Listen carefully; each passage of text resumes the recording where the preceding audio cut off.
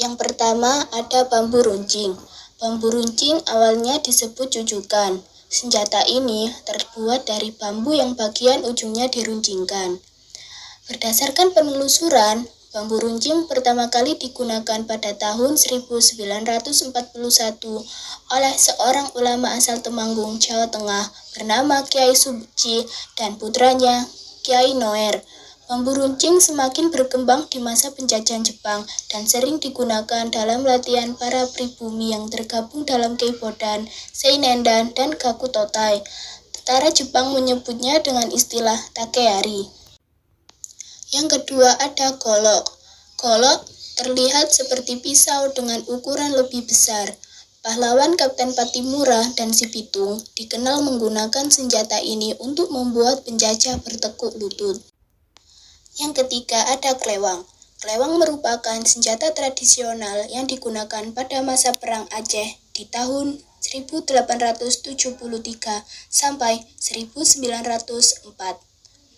Klewang berukuran sekitar 35 sampai 75 cm dan digunakan sebagai alat bertarung jarak dekat.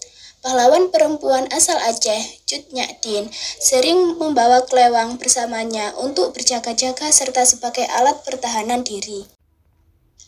Yang pertama ada LA atau Lee Enfield.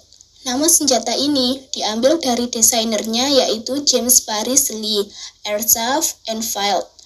Senjata ini diproduksi pertama kali di Inggris pada tahun 1895 dan mulai digunakan pada masa Perang Dunia I dan Perang Dunia II. Yang kedua, Arisaka. Sama dengan LA yang juga jenis bolt action rifle, Arisaka diproduksi oleh Jepang dengan 5 tipe yang berbeda yaitu tipe 30, 38, 44, 97, dan 99. Para pejuang kemerdekaan saat ini berhasil merampas tipe 44 dari tentara Jepang. Senjata ini memiliki jarak efektif hingga 400 meter. Yang ketiga ada pesawat pengebom Tupolev Tu-16. Pesawat ini dibeli dan digunakan oleh Soeharto dalam diplomasi pembebasan Irian Barat atau yang lebih dikenal dengan Trikora. Dampak positif adanya persenjataan di Indonesia. 1. Meningkatkan kekuatan militer suatu negara. Dengan adanya persenjataan dapat menambah kekuatan dan melatih pasukan militer untuk siap siaga jika terjadi hal-hal yang dapat menimbulkan masalah atau terjadi perang dalam waktu dekat. 2. Meningkatkan keamanan dalam negeri. Dengan berbagai macam persenjataan, para pasukan tentara atau militer dapat menjaga keamanan yang ada dalam negeri dari serangan yang berasal dari luar.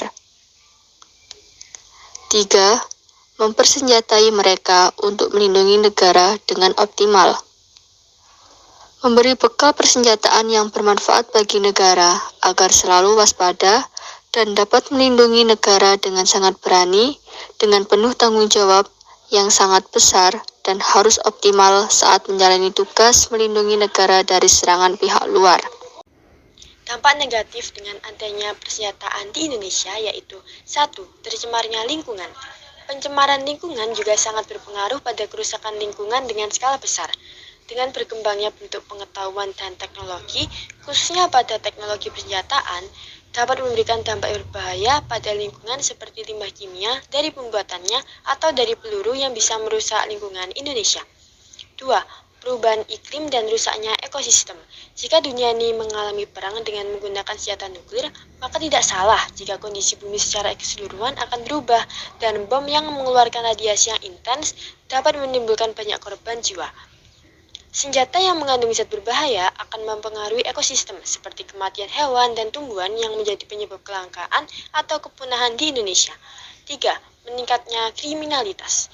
Dengan kemudahan mendapatkan persenjataan dapat meningkatkan kasus kriminalitas atau keamanan dan kenyamanan masyarakat menjadi terganggu karena penggunaan senjata yang ilegal di Indonesia. Solusi dampak negatif persenjataan Indonesia. Yang pertama, tercemarnya lingkungan. Contohnya menggunakan senjata nuklir atau rudal hipersonik. Solusinya jangan memenuhi langit dengan serpian logam agar agar rudal hipersonik rusak. Kedua, perubahan iklim dan rusaknya ekosistem menggunakan senjata biologis atau racun. Solusinya dengan mendirikan jaringan yang menghubungkan beragam pusat kesehatan regional sehingga penyakit yang diakibatkan senjata biologi atau bioterorisme bisa dideteksi dengan lebih cepat. Ketiga, meningkatnya kriminalitas menggunakan senjata api dengan ilegal. Solusinya ada dua, yaitu preventif dan represif. Preventif yakni dengan melakukan pemeriksaan aspek psikologis pemohonan anggota secara berkala serta melakukan pembinaan dan pelatihan kepada anggota yang memiliki izin dan memegang senjata api.